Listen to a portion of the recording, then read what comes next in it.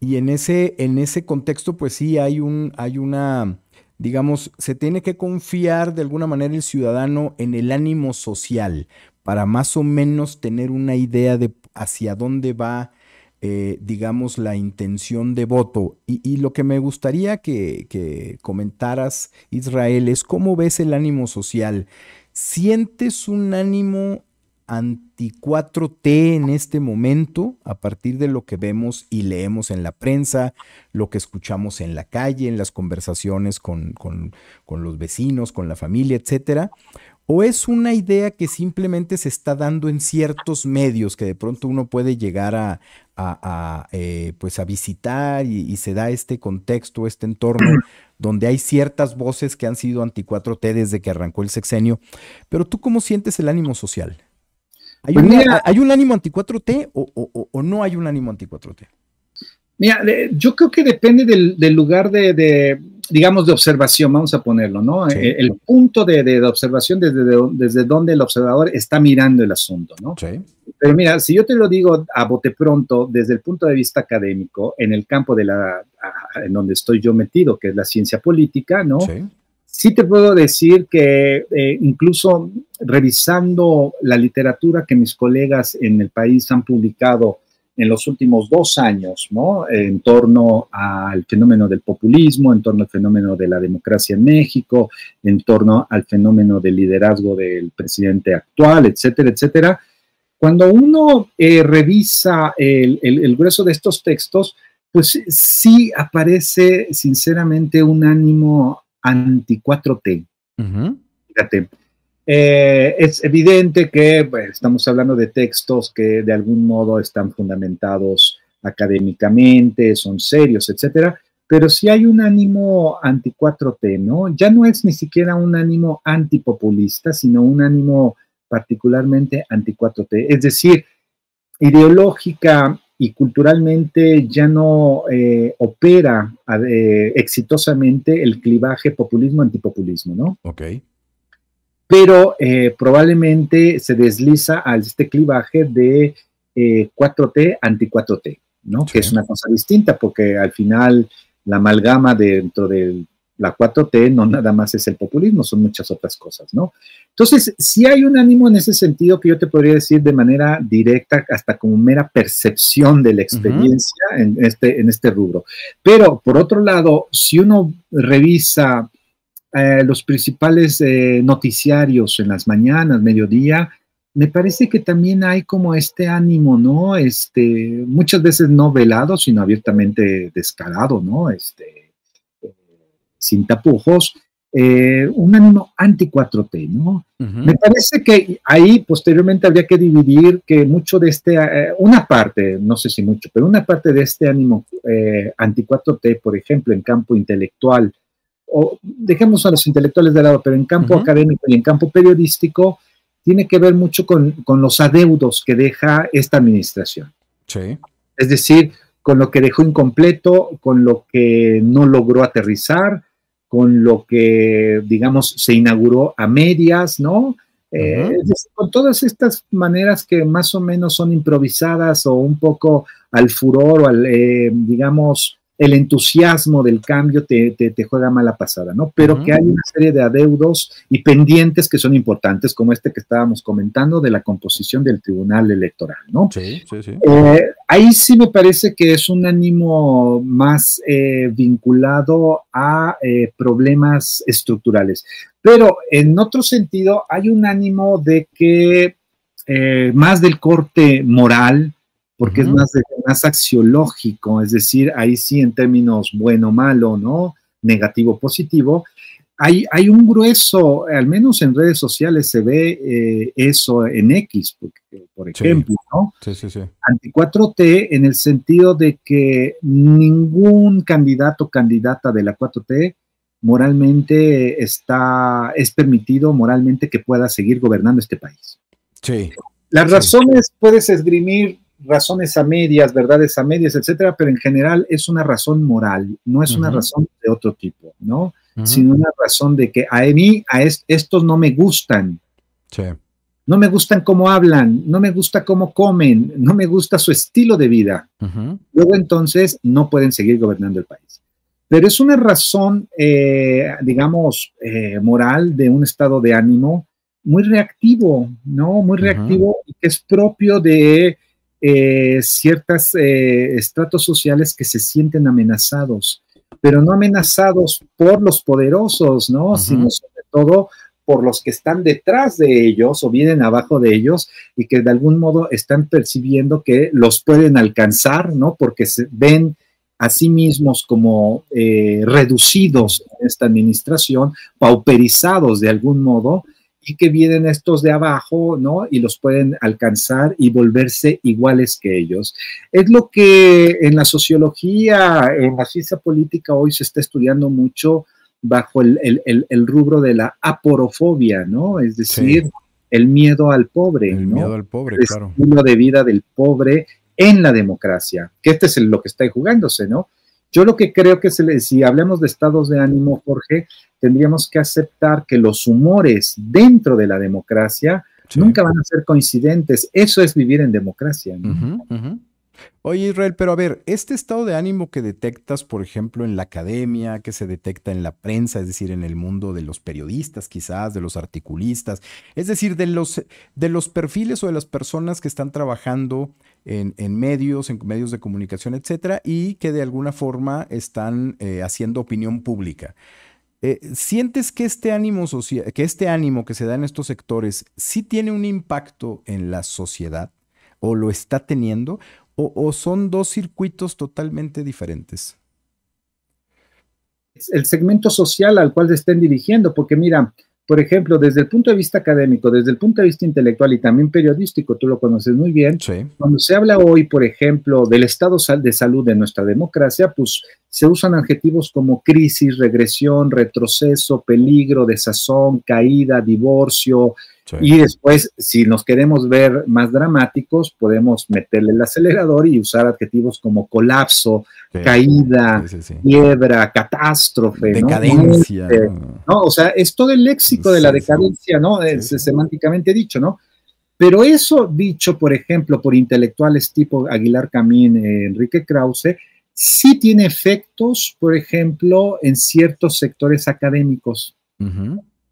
Que son sectores académicos conservadores, por un lado. Ya me estoy viendo un poco como el presidente de la República, pero son conservadores. ¿En qué sentido? En que no logran generar una idea o una opinión propia de eso mismo, ¿no? Decir, claro, si estos dicen que hoy hay un colapso de la democracia mexicana, es que hay un colapso, ¿no? Y no logran de inicio un académico, lo primero que hace cuando escucha un adjetivo así, es pasarle el bisturí al adjetivo, porque este personaje está hablando de colapso, cuál es el sentido que le está dando a su discurso, ¿no?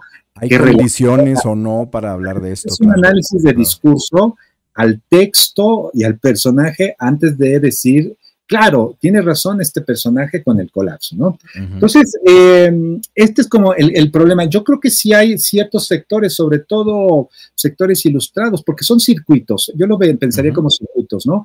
Intelectuales, comentócratas, periodistas, digamos, con alta, digamos, audiencia, etcétera, que de algún modo su principal circuito de audiencia, pues son empresarios, los propios políticos, sus colegas periodistas, académicos, ¿no?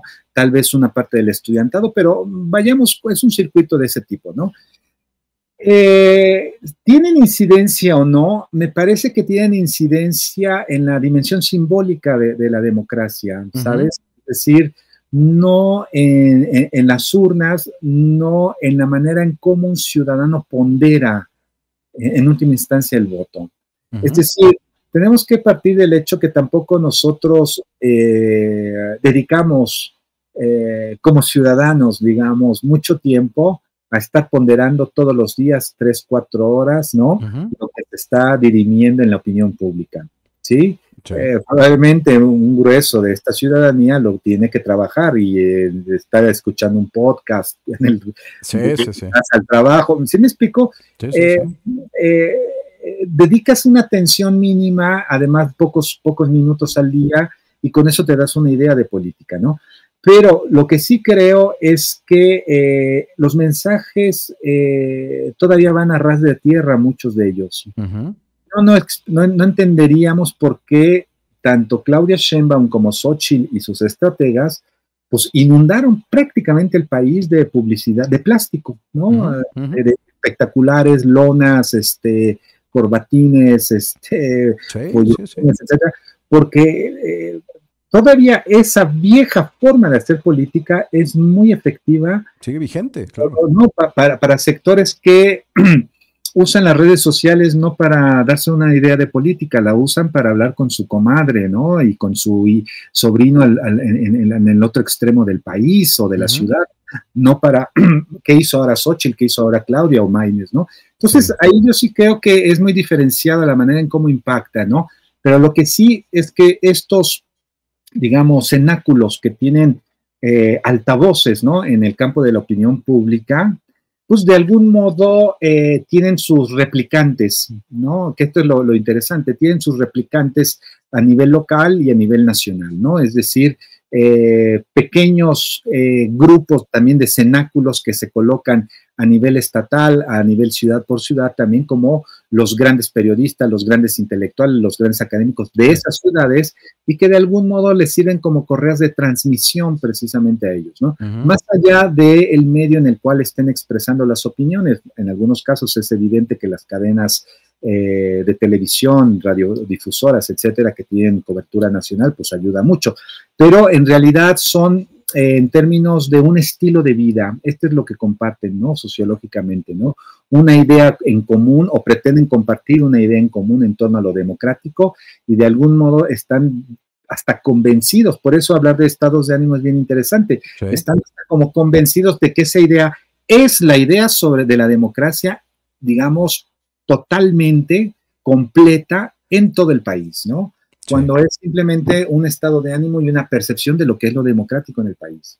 Oye, a ver, déjame insistir, nada más para cerrar esta idea. ¿Ves o sientes que hay un estado de ánimo anti-4T en la clase media en general a partir de lo que acabas de comentar? Que ciertos sectores que tienen prácticamente dominio de la opinión pública a partir de sus participaciones en la prensa, en la academia, etcétera, pues sí hay un estado de ánimo anti-4T. Esto estaría impactando en clases medias, que son los que tienen una mayor, digamos, un mayor consumo de redes, de medios, etcétera. ¿Crees que hay un estado de ánimo anti-4T en la clase media toda? Yo creo que no, mira, yo creo que pensaría yo en las clases medias, digamos, medias bajas, ¿no? Aspiracionistas, sí, porque sí me parece que son estas clases que han votado o votaron por el PAN justo con la esperanza o la expectativa de que con lo meritocrático se podía salir adelante, ¿no? Y que les cuesta mucho trabajo llegar a fin de mes para pagar la hipoteca, pagar la colegiatura de los hijos, la mensualidad del auto, etcétera, etcétera, las vacaciones. Entonces, para ese tipo de clases medias, me parece que el discurso anti-4T puede ser muy alentador, ¿no? Porque es como de, me siento de algún modo no solo aludido, sino durante estos años yo me sentí completamente agredido por todos los dimes y diretes del presidente de la República, ¿no? Porque yo soy el aspiracionista, el echeleganista, etcétera, etcétera, ¿no? En las clases medias ilustradas, a mí me parece que está muy dividida la opinión, porque muchas de las clases medias ilustradas, sobre todo en sectores urbanos, son las que históricamente han votado por la izquierda en el país. Y no obstante que tienen una suerte de entredicho existencial porque no se sabe qué es la 4T, si realmente es o no de izquierda, etcétera, etcétera. Sí. De todos modos, son sectores ilustrados que jamás votarían por el PAN por pura principio, y mucho menos por una candidata como Xóchitl, ¿no? Que la juzgan un poco menos que ignorante, ¿no? O sea, y hay muchos profesores universitarios, estudiantes, familias de 2 o 3 generaciones de universitarios, ¿no? Investigadores, etcétera, etcétera, ¿no? Entonces, ahí en ese sector a mí me parece que está muy dividido, repito, entre estos que, bueno, al final dicen yo no voto por Xóchitl y bueno, pues lo único que me queda es votar por Claudia, ¿no? Sí. Pero hay otra parte que es, por ejemplo, las clases medias que están representadas, por ejemplo, en sus hijos que mandan estas familias al ITAM en la Ciudad de México, que es un tipo particular de clases medias que no necesariamente son clases medias altas, ¿no? O clases altas. Habrá una minoría de clases altas y de clases medias altas, pero en general son clases medias, ¿no? Clásicas en nuestro país y en la Ciudad de México, que de algún modo son esas clases que probablemente sienten que numéricamente son importantes en el país. Pero el problema es eso, el problema es la cifra, es decir, numéricamente son minoría. Ya. Este es el problema, entonces. Sí. Cuando tenemos un ánimo anti-4T, estamos hablando de este tipo de sectores sociales dentro de las clases medias, que de algún modo hacen siempre metonímicamente hacer pasar la parte por el todo, ¿no? Sí. Yo y mis amigos representamos a la juventud en México. No, espérate. Sí. O sea, no son los universitarios del país, es el ITAM. Sí. Pero esa idea me parece la que está ahí cuando decimos el ánimo anti-4T está como flotando en el ambiente. Sí, pero está flotando en estos sectores que de algún modo tienen mucha capacidad de replicarlo en redes sociales, además. Eso sí hay que reconocer que, o no sé si capacidad o astucia, o son muy ordenados, muy disciplinados, tienen chats, se mandan información, ¿no? Viralizan, etcétera. Pero son esos sectores que me parece que representan, yo a lo mejor estoy exagerando de decir que representan una minoría, pero numéricamente la cifra no es tan amplia.